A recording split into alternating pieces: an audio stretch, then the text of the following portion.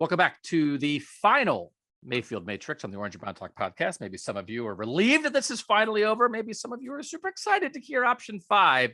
Doug Lesmerises, Mary Kay Cabot, Scott Patsko, Ashley Bastock, and Dan Labbe. We've been running through all the options. We're not saying that maybe the Browns are saying, hey, Baker Mayfield's the guy, but these are all the things that could happen when you have a quarterback situation like this for any organization. And the options we've done so far are commit to him without giving him an extension, but say he's the guy for sure for year 5. Another option is bring in a veteran, hedge competition, backup, but another guy that you could go to who's a veteran who's done it. Another is draft somebody, get a young potential future quarterback in the room right now. Another option is, you know what, go ahead and sign the extension. A couple of the guys that we've talked about, these 25 first-round quarterbacks since 2011, some of them signed their extension in the offseason before year 5. They weren't signed yet. So you know what? He is the guy. Give him the money. And all 4 of those options, guys, have Baker Mayfield as a Cleveland Brown in 2022, which is what the Browns say is going to happen. So all those fit to some degree what the Browns are saying. This is the one that's different. And the reason that I think this is even worth talking about is I do think if something like this, the nuclear option, the Baker Mayfield is gone and a more established starter is here in his place. To me, this is the kind of thing that happens out of the blue if it's going to happen. I don't know that this would be something we'd hear a ton about ahead of time. It might just be one day Baker Mayfield's the guy, and the next day this other guy is the guy. And the example for this is Jared Goff being traded by the Rams to Detroit for Matthew Stafford. Obviously, that was different because Jared Goff had signed. He did have a giant extension already, right? So that is a different situation. But it still was a guy who you thought maybe he was going to be the guy in year 5, and then he got traded. And he was not. He was out. So what are the pros of this situation? The pros are the Buccaneers with Brady. The pros are the Broncos with Peyton Manning. The Rams this year. Those are all pretty good pros. Those teams look like they had a lot of fun with those quarterbacks, just dropping them in and having this great team around them. And that it's like just dropping a new engine into a car that's already been rebuilt. And then you just watch it go. Those are the pros. I mean, I do not know how Andrew Berry feels about swapping picks for players like that. But I do know they have a surplus of talent at a handful of positions that could help make a deal like that work if they had to. So I like this a lot more than I did some of our other options. I think they're in a position to where they can do something like this. It's whether or not they really want to.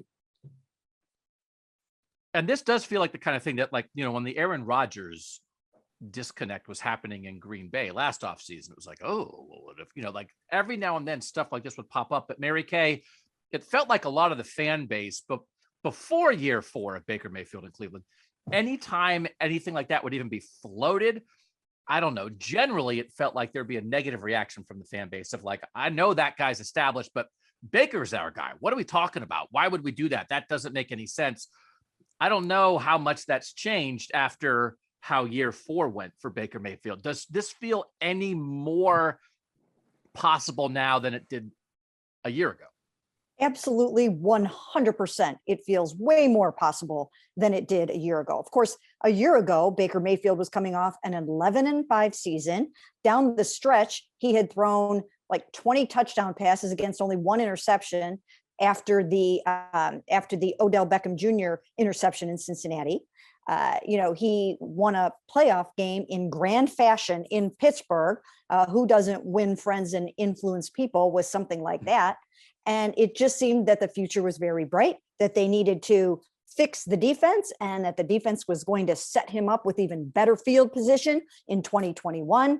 And everybody was going to ride off into the Super Bowl sunset. So absolutely, this was not in anybody's thinking heading into this season. Now, I would have to say that just judging from the reaction to Baker Mayfield this season and some of the things that have happened in the offseason, I think there are plenty of fans who have jumped off the Baker bandwagon.